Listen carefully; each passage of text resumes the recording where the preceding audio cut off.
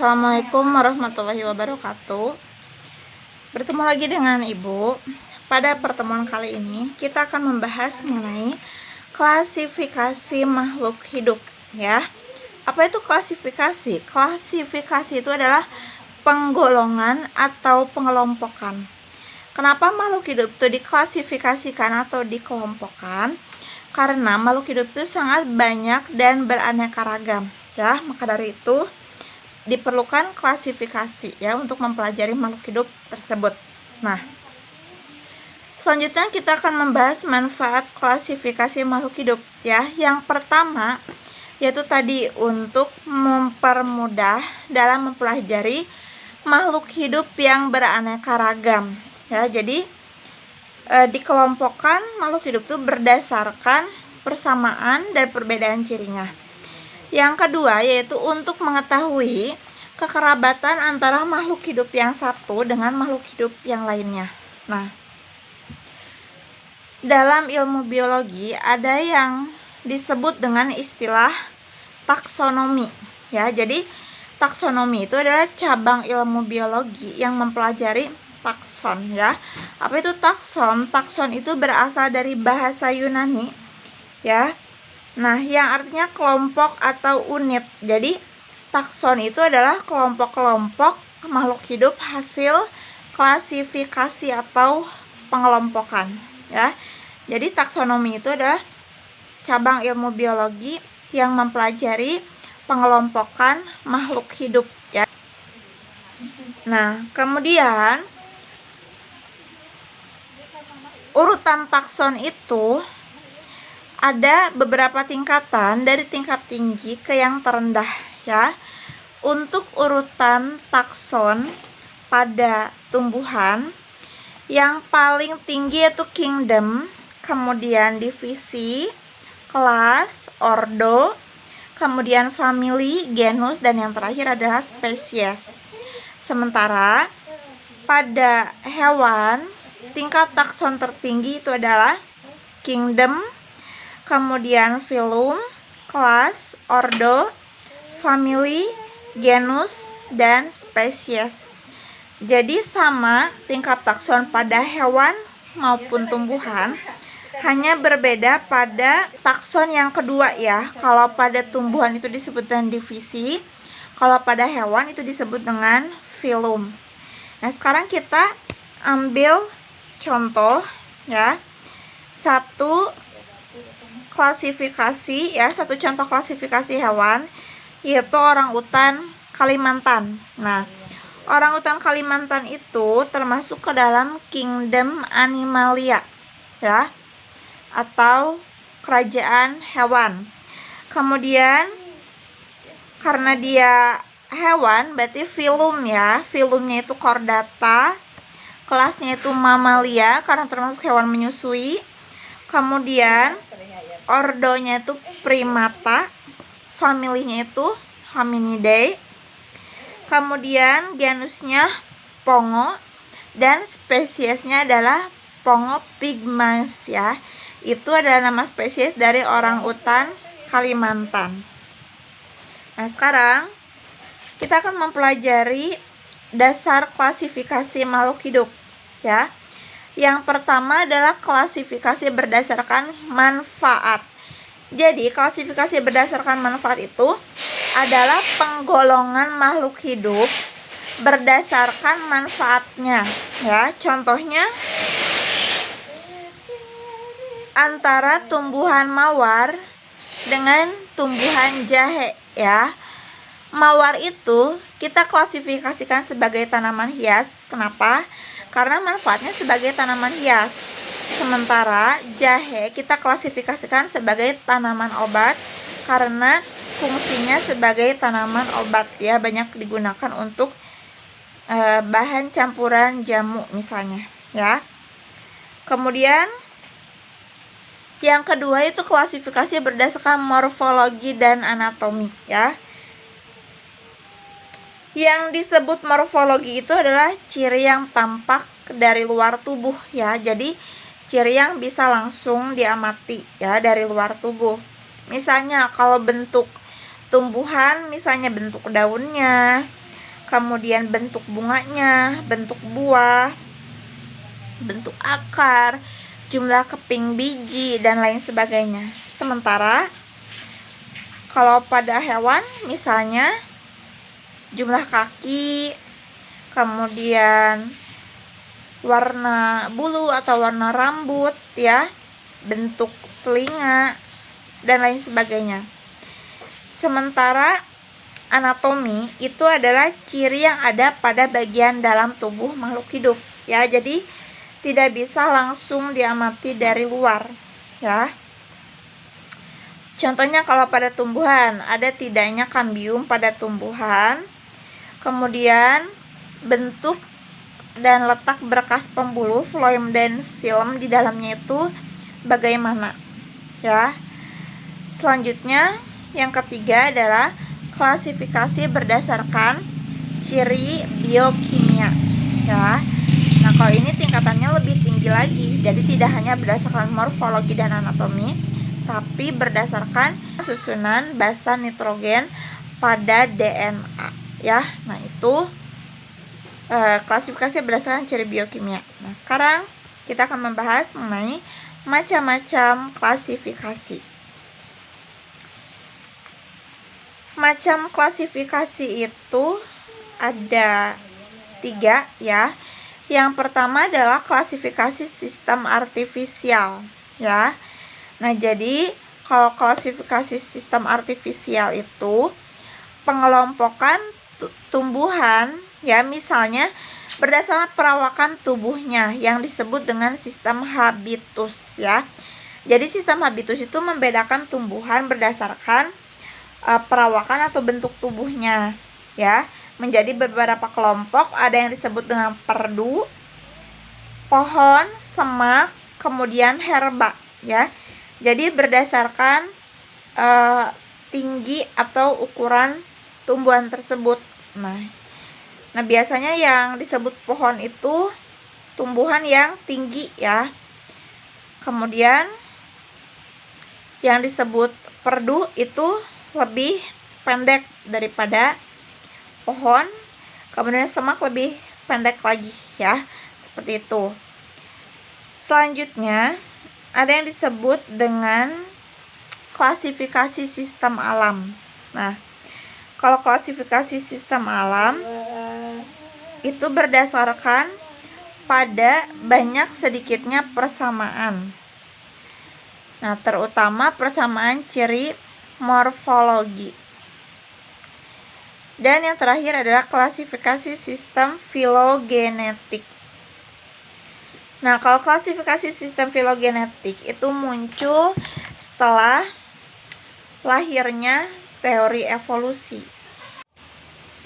Klasifikasi sistem filogenetik itu adalah klasifikasi yang berdasarkan pada jauh dekatnya hubungan kekerabatan antara makhluk hidup yang satu dengan makhluk hidup yang lainnya. Nah, selanjutnya kita akan membahas mengenai klasifikasi 6 kingdom ya. Tapi sebelum kita membahas klasifikasi 6 kingdom, sebelumnya ya, sebelum adanya klasifikasi 6 kingdom itu dahulu itu hanya dikenal klasifikasi 2 kingdom. Jadi menurut klasifikasi 2 kingdom ini, makhluk hidup itu hanya dikelompokkan menjadi 2 kelompok, yaitu kingdom animalia dan kingdom plantae saja ya. Kingdom animalia itu kelompok hewan, kingdom plantae itu kelompok tumbuhan ya. Kemudian berkembang lagi menjadi klasifikasi 3 kingdom ya. Klasifikasi 3 kingdom itu terdiri dari kingdom plantae, kingdom animalia, dan kingdom protista. Nah, jadi pada klasifikasi 3 kingdom ini sudah ditemukan mikroskop ya. Jadi pada masa itu ditemukan makhluk hidup yang berukuran kecil yang sebelumnya tidak terlihat karena tidak bisa diamati oleh mata langsung. Nah, sekarang sudah bisa diamati dengan mikroskop cahaya sederhana sehingga ditemukanlah makhluk hidup yang dikelompokkan ke dalam kingdom Protista, ya. Selanjutnya ada klasifikasi 4 kingdom. Nah, klasifikasi 4 kingdom ini sudah maju lagi. Jadi mikroskopnya itu sudah ditemukan jenis mikroskop elektron. Jadi bisa melihat makhluk hidup yang lebih kecil ukurannya daripada Protista, ya. Nah, jadi 4 kingdom itu adalah kingdom Monera, Protista, Plantae, dan Animalia. Nah, jadi pada kingdom Monera, ya, itu adalah organisme yang ukurannya sangat kecil, ya, lebih kecil dari protozoa, dan dia bersifat prokariot. Prokariot itu tidak memiliki membran inti di dalam selnya, ya. Nah, kemudian berkembang lagi selanjutnya menjadi klasifikasi 5 kingdom. Nah, ini sudah berkembang lagi.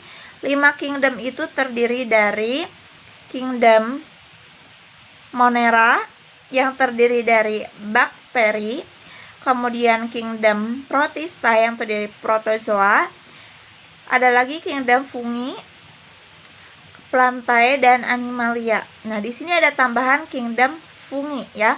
Fungi itu organismenya contohnya adalah jamur, ya. Nah, kenapa baru muncul? Padahal ini jamur sudah ada dari dulu, ya. Tapi orang-orang zaman dulu mengelompokkan jamur itu ke dalam tumbuhan, ke dalam Plantae. Nah, tapi sekarang tidak. Kenapa? Karena jamur memiliki ciri, ya, yang berbeda dengan tumbuhan. Sehingga jamur itu dikelompokkan dengan kingdom tersendiri, tidak disatukan dengan kingdom Plantae, ya. Apa itu? Yaitu jamur itu tidak memiliki klorofil, sementara tumbuhan memiliki klorofil. Nah, oleh karena itu jamur dipisahkan dari kingdom Plantae. Nah, selanjutnya ada klasifikasi 6 kingdom. Nah, klasifikasi 6 kingdom. Pada klasifikasi 6 kingdom, kingdom Monera itu terbagi lagi menjadi 2, ya, yaitu Archaebacteria dan Eubacteria, ya. Nah, jadi pokoknya intinya Archaebacteria dan Eubacteria itu bakteri, ya. Nah, tapi ada perbedaan antara keduanya sehingga dibedakan lagi menjadi kedua kingdom yang terpisah, yaitu kingdom Archaebacteria dan Eubacteria. Nah, bakteri itu di alam ada manfaatnya, yaitu sebagai dekomposer atau pengurai, ya. Jadi dekomposer atau pengurai adalah makhluk hidup yang dapat membusukkan sisa-sisa makhluk hidup atau sisa-sisa makanan, ya. Nah, kemudian bakteri itu ada yang merugikan dan ada pula yang menguntungkan. Bakteri yang merugikan itu adalah bakteri yang menyebabkan penyakit, ya. Misalnya bakteri Salmonella typhi. Nah, itu penyebab penyakit tifus, ya, atau kita sering nyebutnya tipes, ya. Kemudian ada juga bakteri yang berguna untuk keperluan hidup manusia, ya. Contohnya bakteri yang digunakan dalam pembuatan metode koko, kemudian pembuatan keju, kemudian pembuatan yogurt, dan lain sebagainya. Nah, selanjutnya ada kingdom Protista, ya. Kingdom Protista itu merupakan kelompok makhluk hidup bersel satu yang memiliki membran inti atau eukariot ya. Nah, jadi kalau bakteri itu makhluk hidup bersel satu juga, tapi dia prokariot atau tidak memiliki membran inti. Sementara protista itu dia bersel satu, tapi ada juga yang bersel banyak atau multiseluler, dan itu sudah eukariot atau sudah memiliki membran inti. Contoh dari protista ada alga, ada protozoa ya. Alga itu disebut juga ganggang. Nah, ini adalah protista yang mirip tumbuhan. Sementara protozoa itu adalah protista yang mirip hewan ya. Contoh protozoa itu misalnya amoeba, paramecium, euglena ya, flagellata dan lain-lain. Nah, kemudian selanjutnya adalah kingdom fungi ya. Fungi itu anggota kelompoknya adalah jamur ya, berbagai macam jenis jamur ya, baik itu yang bersel satu maupun yang bersel banyak atau multiseluler ya. Cirinya dia juga eukariot ya, kemudian memiliki dinding sel dan tidak berklorofil ya. Maka dari itu dia dipisahkan dari kingdom Plantae karena tidak memiliki klorofil, jadi tidak bisa berfotosintesis. Kalau jamur yang bersel satu itu disebut hamir ya. Kemudian ada juga jamur yang bersel banyak. Nah, tubuh jamur itu tersusun dari hifa. Hifa-hifa itu akan membentuk miselium yang nantinya akan tumbuh ke atas membentuk badan buah ya. Nah, biasanya pada jamur-jamur uniseluler yang membentuk badan buah itu, badan buahnya lah yang biasanya dikonsumsi atau dimakan oleh manusia. Meskipun tidak semua jamur itu layak dikonsumsi karena ada beberapa diantaranya yang sifatnya itu beracun. Nah, jamur juga dia peranannya bermacam-macam ya. Ada yang menguntungkan, ada yang merugikan. Yang menguntungkan misalnya ada yang dibuat antibiotik ya. Contohnya penicillium, karena dia bisa menghambat pertumbuhan bakteri. Kemudian ada jamur itu yang bersifat parasit ya. Parasitnya itu ada juga yang jamur itu parasit di tubuh manusia ya. Ada jamur kulit, kemudian jamur yang di kulit kepala ya. Kita biasanya mengenalnya itu ketombe. Nah, itu jamur yang parasit di kulit kepala. Kemudian ada juga jamur yang menyebabkan makanan basi ya. Misalnya Rhizopus stolonifer itu yang tumbuh di roti ya, yang menyebabkan roti itu basi, dan apabila sudah ditumbuhi jamur tersebut maka tidak layak dikonsumsi oleh manusia. Nah, sementara jamur multiseluler yang bermanfaat itu biasanya jamur untuk dikonsumsi. Selanjutnya kingdom Plantae. Nah, kingdom Plantae itu terdiri dari tumbuhan ya, merupakan kelompok makhluk hidup yang memiliki ciri-ciri dia eukariot, kemudian bersel banyak ya, memiliki dinding sel dan mempunyai klorofil sehingga dapat berfotosintesis ya. Kemudian tumbuhan dibedakan menjadi tumbuhan vaskular dan non-vaskular. Tumbuhan vaskular itu adalah tumbuhan berpembuluh. Kalau tumbuhan non-vaskular itu tumbuhan yang tidak berpembuluh atau tidak memiliki xilem dan phloem ya. Kalau yang non-vaskular contohnya itu yaitu lumut ya. Sementara yang vaskular itu memiliki xilem dan phloem. Kemudian, nah, tumbuhan vaskular itu dibedakan lagi menjadi dua, yaitu tumbuhan berbiji dan tumbuhan tidak berbiji.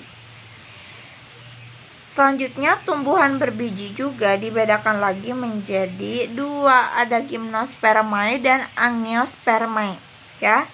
Gymnospermae itu tumbuhan berbiji terbuka, sementara Angiospermae adalah tumbuhan berbiji tertutup ya.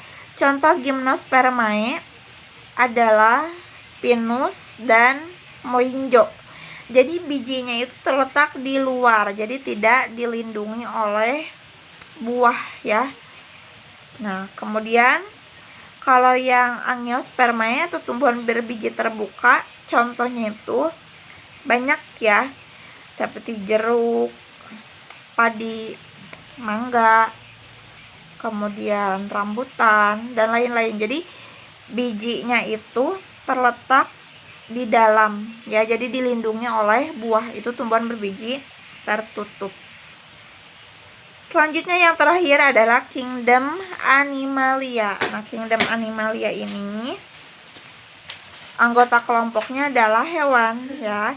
Ciri-cirinya dia selnya itu bersifat eukariot ya. Jadi dari keenam kingdom itu yang prokariot itu hanya bakteri saja, hanya Archaebacteria dan Eubacteria. Selain itu semuanya merupakan organisme eukariotik ya. Kemudian multiseluler ya, jadi yang disebut hewan itu semuanya multiseluler, gak ada hewan yang bersel satu ya. Kemudian tidak berdinding sel ya, dan juga tidak berklorofil. Nah, anggota kingdom ini dibedakan menjadi dua kelompok berdasarkan ada tidaknya tulang belakang ya. Ada vertebrata dan invertebrata. Kelompok vertebrata itu yang memiliki tulang belakang. Kalau invertebrata kelompok animalia yang tidak memiliki tulang belakang ya. Kemudian kelompok vertebrata atau yang memiliki tulang belakang itu dibedakan lagi menjadi 5 kelas. Ada Pisces, amfibi, reptil, aves, dan mamalia. Nah, Pisces ini dibedakan lagi menjadi dua. Ada yang disebut dengan chondrichthyes atau ikan bertulang rawan, dan osteichthyes atau ikan bertulang keras ya. Kalau ikan bertulang rawan, jadi rangkanya tuh tersusun dari tulang rawan. Contohnya adalah ikan hiu dan ikan pari. Sementara osteichthyes atau ikan bertulang keras, jadi ciri khasnya itu tulangnya itu tersusun dari tulang keras atau osteon ya. Contohnya banyak ya, seperti ikan mas, ikan kakap, ikan gurame, dan lain-lain. Nah, selanjutnya amfibi. Amfibi itu adalah kelompok hewan yang memiliki ciri-ciri kulitnya tuh licin ya, tidak bersisik, kemudian pada pertumbuhannya mengalami fase metamorfosis. Jadi metamorfosis itu perubahan bentuk tubuh ya selama masa pertumbuhan. Nah, ketika dia dalam bentuk larva, bernafasnya itu dengan insang.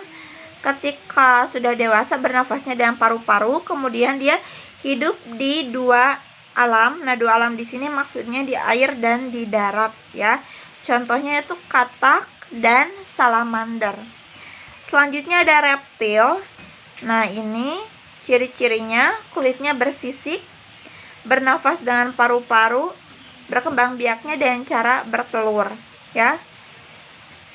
Kemudian contoh dari reptil itu ada buaya, kura-kura, kadal, kemudian ular ya, dan lain-lain. Selanjutnya ada aves. Cirinya itu permukaan tubuhnya itu ditutupi oleh bulu. Bulu sama rambut beda ya.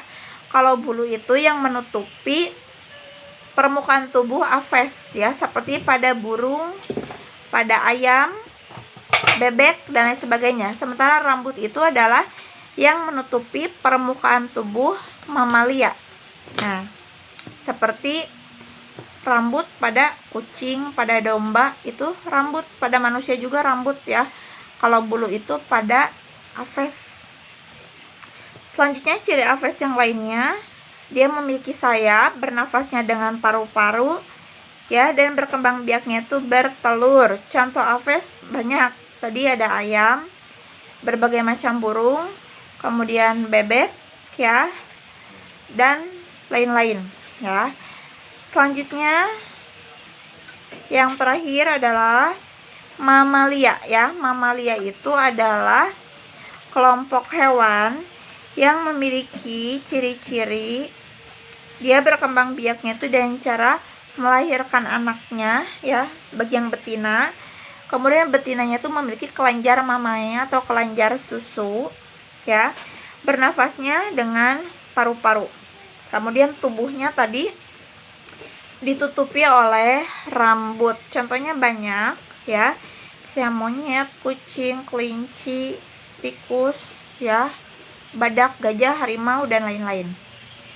Nah, selanjutnya kita bahas mengenai invertebrata atau hewan yang tidak bertulang belakang.